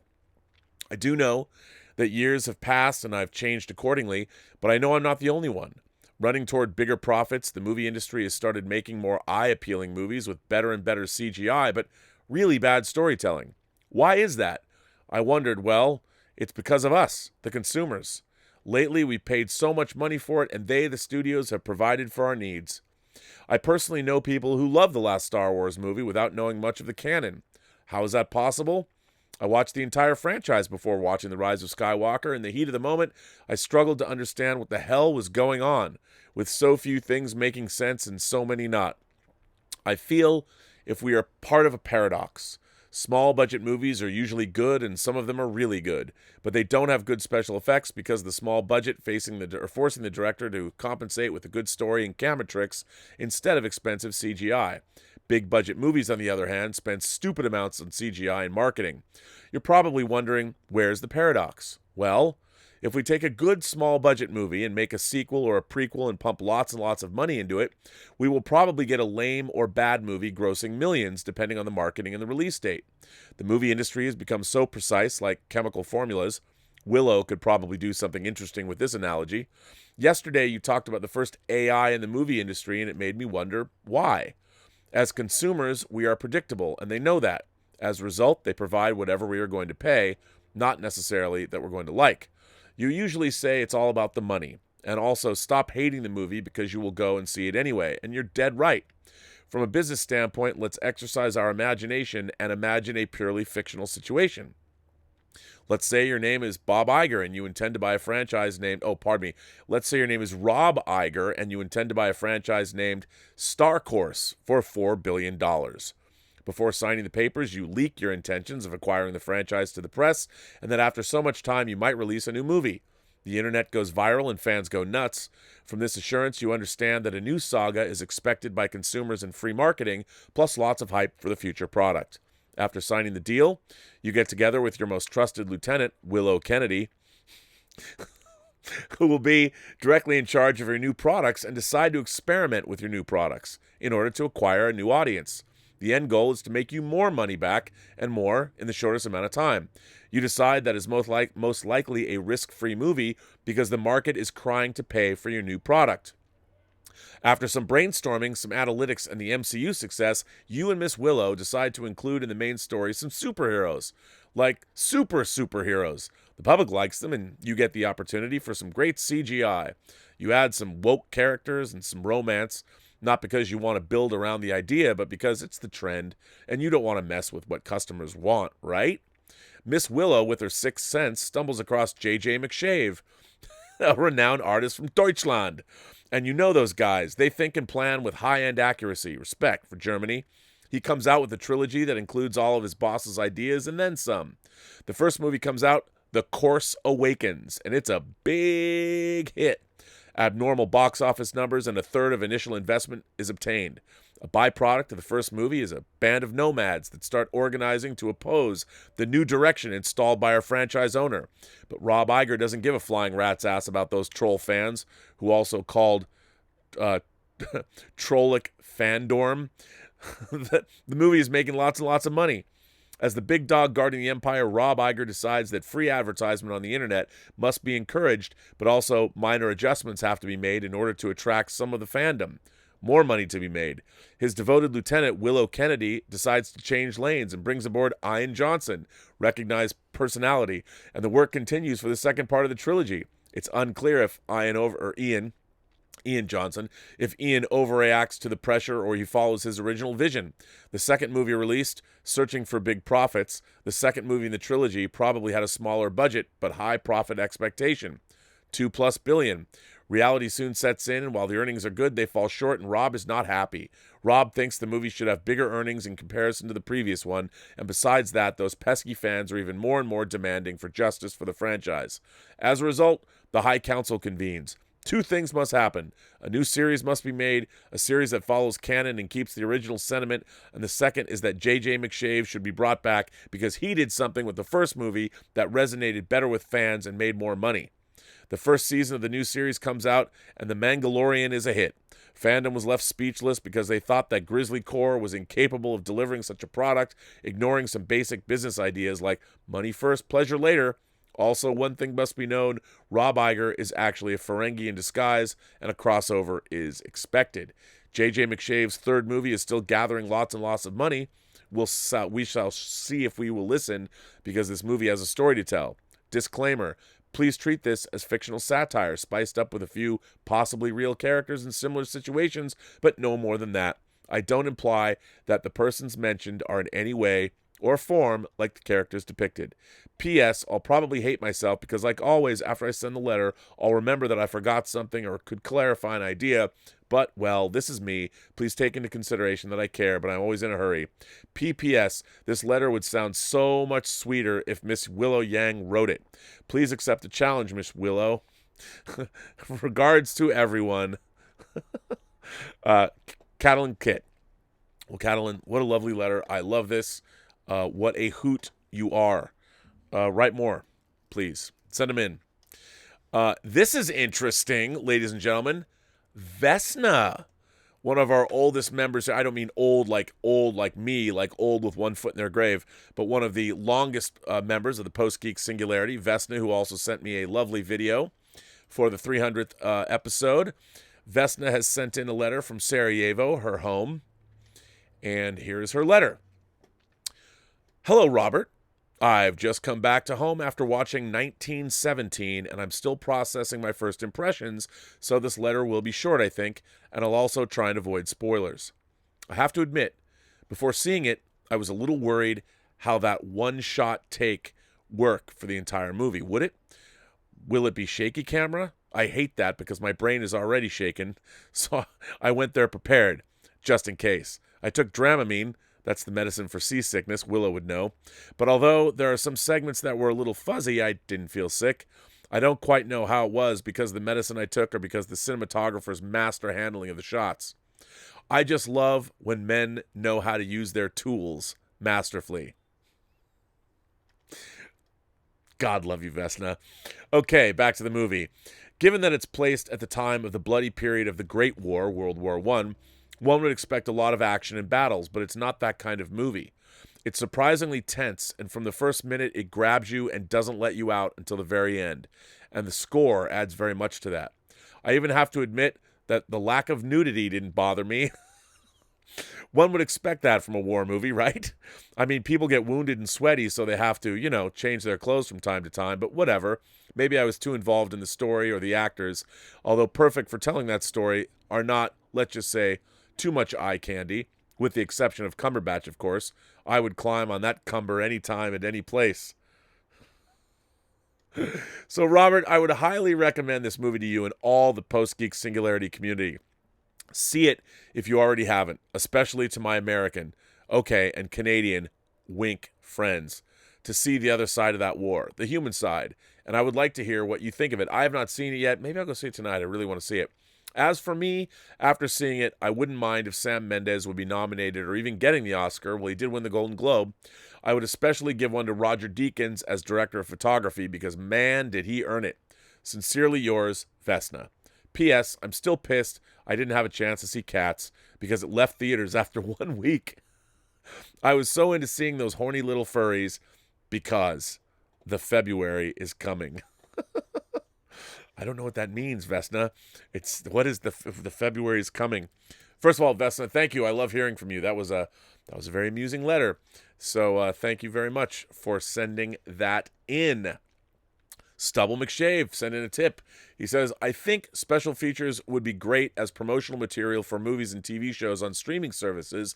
There could be non-spoiler features such as interviews and technical breakdowns before the movie or show is released, and spoiler features after. Look, I agree. I would love to keep that business going. As many of you know, I've been working on special features for an upcoming project that I can't talk about yet until it's officially announced. But it's fun to do. And I think there should be special features. I think people love special features. The more special features, I think the better. So, absolutely. Bring on the special features. That's what I say. This letter comes from David Lutz. Robert, I don't know if you love music as much as I do, but this one hurts. One of the greatest talents alive on the planet. And we lost him. He was a super private person and an incredible gift to music and humanity as a whole. Your songs defined and molded my soul, my mind, and huge portions of my life, and I might not have made it without Rush. Neil Peart, thank you for all the years of the amazing music. We can never repay your gifts to us. David L. Editor's note, we've added a video of the 2112 Overture, considered by many to be one of Rush's best songs, which features Neil Peart on drums. I'm going to drop this into the live chat because everybody, if you don't know 2112, 2112 was one of the albums that like every human being I knew, every kid I knew, you had to own that. That was like a staple. When I was a kid, everybody had Pink Floyd The Wall and everybody had 2112. You know, it's funny. Is it Power Windows? Rush's Power Windows. Jeffrey Morris, my friend Jeffrey Morris, was posting about how Power Windows is one of the great synth pop or not pop, but synth rock albums of the 80s, and I'm inclined to agree. There's a lot of really great tracks on Power Windows. I was talking about Permanent Waves, but 2112. I mean, Rush was one of the great rock bands. I love them. There's a great documentary, and I don't remember. I think it was on Amazon, but I went through this phase where I was just watching music documentary after music documentary. Like 2 years ago, I was working on Tango Shalom, and I was actually I was the last person to live in Joe Bologna's house. And I was working on a movie. We'd set up an edit bay in there, and I one weekend, I was basically living there while I finished this cut of the movie. I watched that Grateful Dead documentary, I watched an Eagles documentary, and I watched a Rush documentary. So, yeah, check it out. The Temples of the Sphinx, Syrinx. So check it out. Yeah, look at it. It's a bummer, but that was a very nice remembrance. I appreciate that.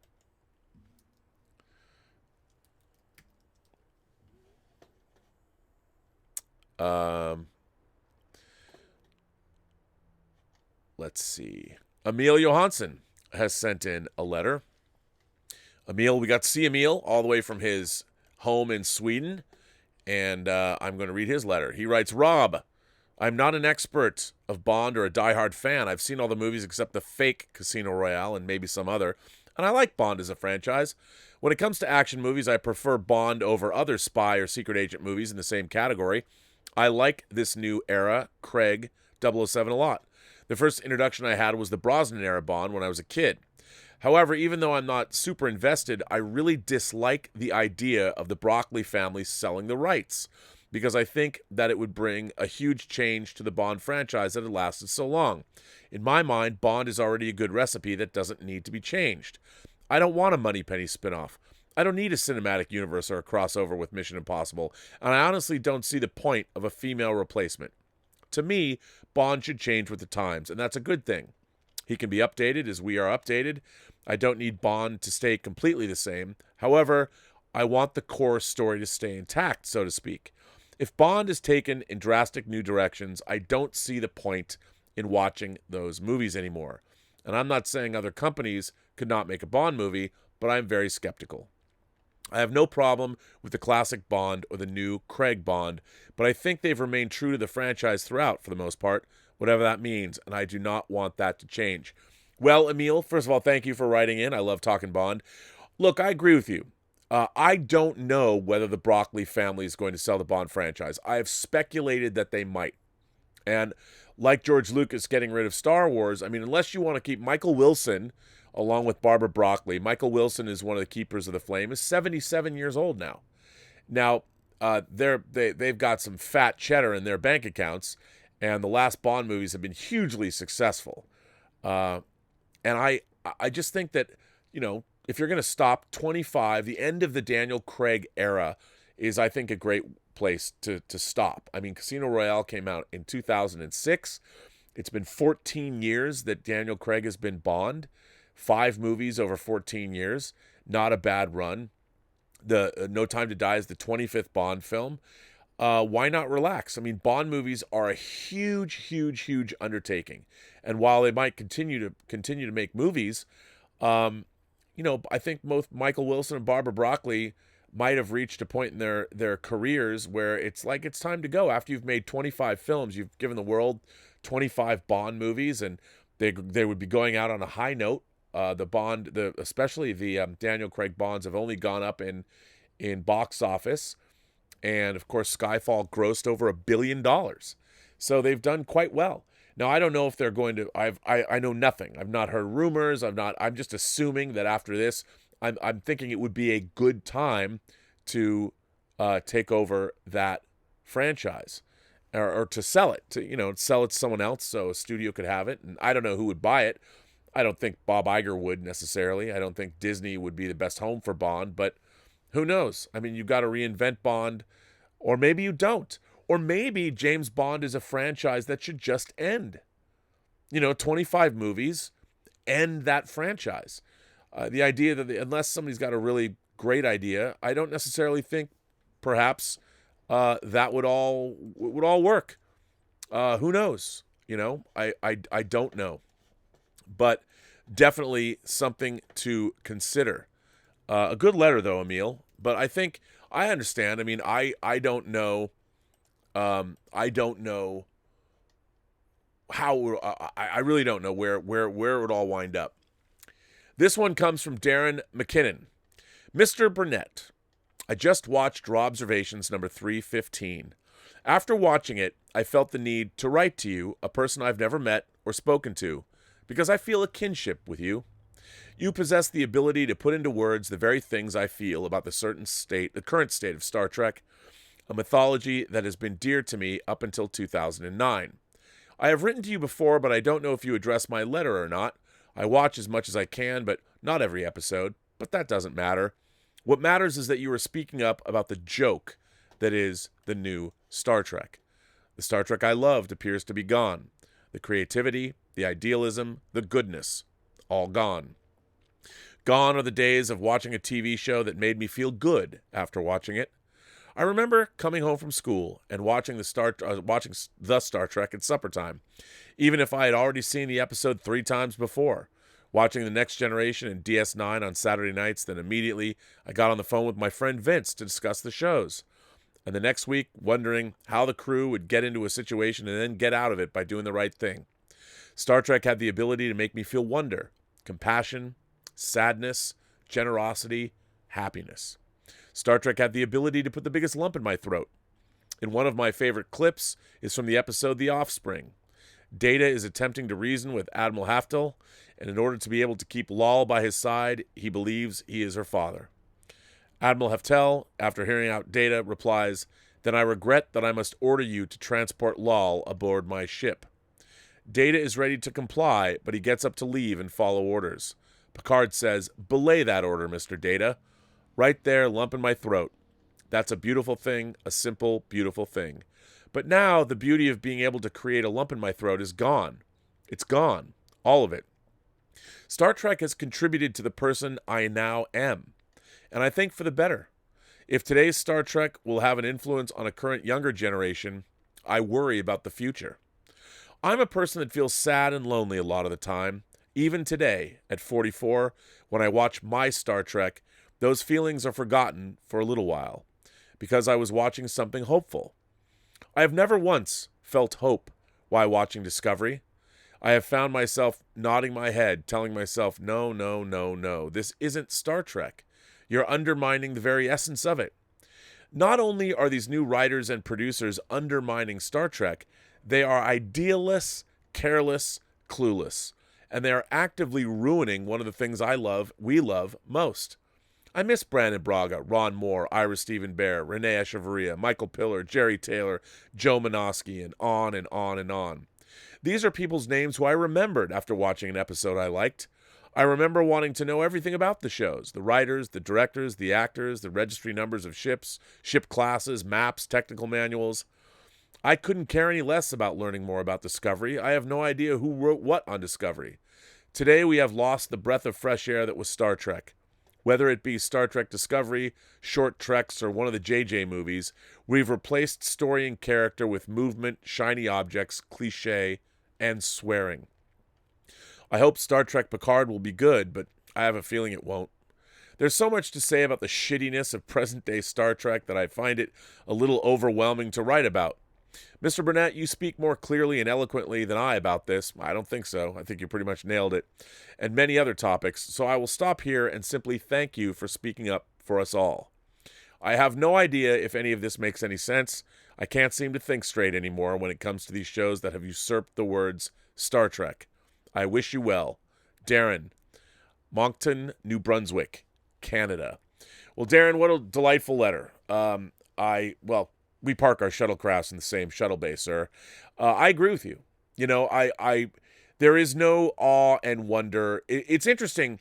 What I find also, I was going to say this the other day and I didn't, but what I find interesting about Star Trek is we would get an episode like Yesterday's Enterprise or Mirror Mirror once a season. And that was cool. It was cool to see an episode about a dystopia, or literally everything is turned on its head and we're from a mirror universe realm. But it was never meant to be a full season of that.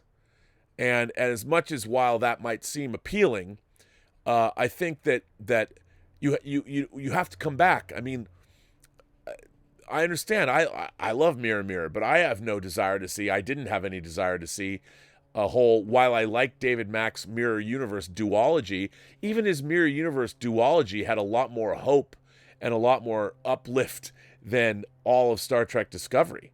But I agree with you. It's not Star Trek as I've been saying has been. They all try and turn it into something that they're familiar with, things that they've seen before. I can't help but think that Children of Mars was an episode of Babylon 5. Let's blow up the Utopia Planitia shipyards. Let's attack the planet, whatever we're going to do. And it was just really, really, really frustrating. And that's all we get. You know, where's an interesting first contact story? You know, where's an interesting philosophical debate? Where is an episode like Measure of a Man or The Offspring? And that had real interesting questions. And what a killer ending at the end of The Offspring. Jonathan Frakes, by the way, that was his first directorial effort on the show. And I agree with you. And yeah, I'm sorry, but that I feel you, man. I totally feel you. Anthony Short sent in a tip. Hi, Rob. No word yet on who is singing the next Bond song. Is the song important to you? And if so, who would you like to see sing it? Does the chosen artist need to be having commercial success at the time of release, like Adele and Sam Smith? First of all, I hated Sam Smith's song for Spectre. I hated it. I did like Skyfall. Look, I don't necessarily think you need to have a chart topper singing a Bond theme song.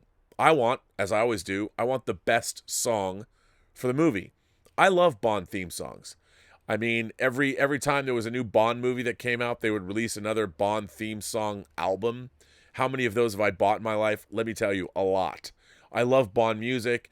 I love John Barry's Bond scores. I like Marvin Hamlish's Bond 77 disco theme, you know. I love the music of the Bond franchise. And as long as the song is killer, I'll buy into it. I thought Sam Smith was a wrong choice, and that song was such a whiny. You've got to have a Bond theme song should get you in the mood, you know. It should be cool and it should be upbeat, or it should be smoky and sultry like Shirley Bassey's 3 Bond theme songs are, or you know, Live and Let Die is a cool Bond theme song. View to a Kill is a cool Bond theme song. Lulu's theme song for Man with the Golden Gun is probably better than the movie. And it's not a very good song, but I like that song. I like the lyrics. They're fun to sing. He has a powerful weapon, charges 1,000,000 a shot. An assassin that's second to none. The man with the golden gun. I mean, come on, what's not to love? Absolutely. Bring it on. But yeah, I do think that Bond theme songs are important. And I don't necessarily think commercial success. I mean, obviously they want... It's funny because Bond theme songs used to be hit songs. For Your Eyes Only was a big hit. I think A View to a Kill is a pretty big hit. Got a lot of airplay and radio play at the time. I don't think Sam Smith's Spectre song caught on. Adele's Skyfall did. I thought Adele, you know, if you're gonna give a chanteuse a song to sing, I think Adele did a great job with that song. It's a great song. I would want more out of it. I want the song, to me, should mythologize the entire movie that you're about to see in a song.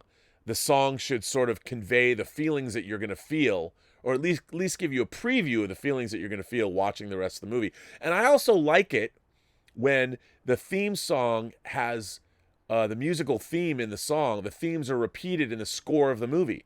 John Barry was good at doing that, and I like when that happens. I think because it's all of a piece, and I think that's really important. And I'll tell you something else. I don't know why, but Jack White and Alicia Keys' Another Way to Die from Quantum of Solace is absolutely one of my favorite Bond theme songs. He's got a slick trigger for Her Majesty. What a great song. It's so dirty, and it's just that with this the great Bond. That's great. I love it. People don't like that song. I'm like, why don't you like that song?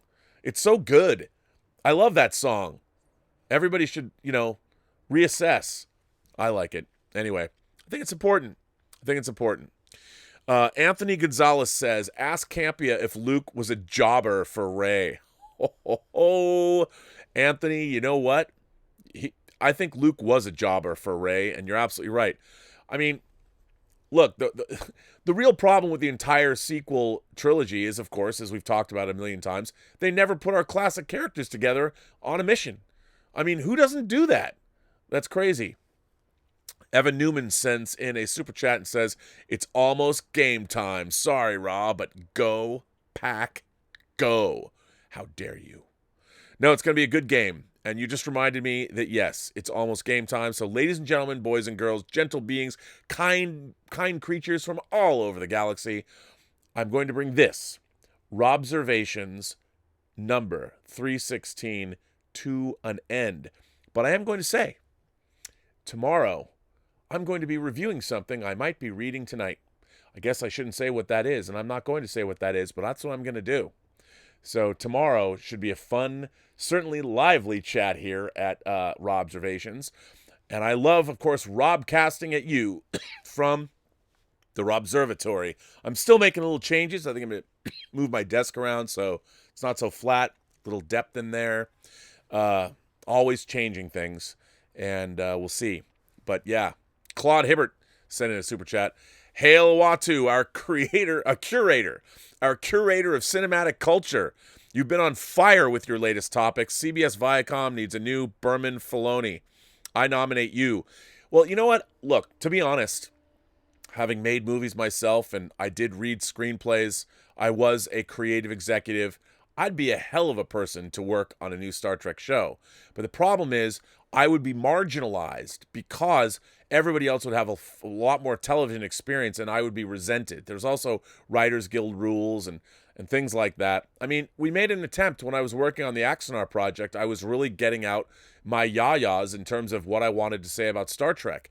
And you can look, if you go to Axanar, the one piece of Star Trek material that's finished that you can watch is what's called the Axanar, the Vulcan scene, where I did shoot Gary Graham as Soval and Talera, a character that was inspired by a Margaret Wanderer Bonanno Strangers from the Sky Star Trek novel. So you can see it's only 3 minutes long, but it was something I did direct and shot in an afternoon, in a day, in the parking lot outside Aries Studios, but it was something that I designed and shot, and it was supposed to be a proof of concept. That's the only Star Trek stuff that I've done, or as I've talked about, the stuff on the Next Generation disc where I did edit that material from The Most Toys with little person David Rappaport playing Kivas Fajo. He shot for one day. I did do that as well. So you can see that on the 3rd season Blu-ray. But I want to thank you for that, Claude. Thank you for supporting the channel. I very much appreciate all of that. Today, hopefully, the Seahawks will do well. So I'm going to bid you all farewell. I'm going to say thank you, first of all, to my moderators. Of course, the great Honorable Mayor Mike Bodden of Riverdale, Iowa. Also, the impresario who makes the Burnettwork.net website so great.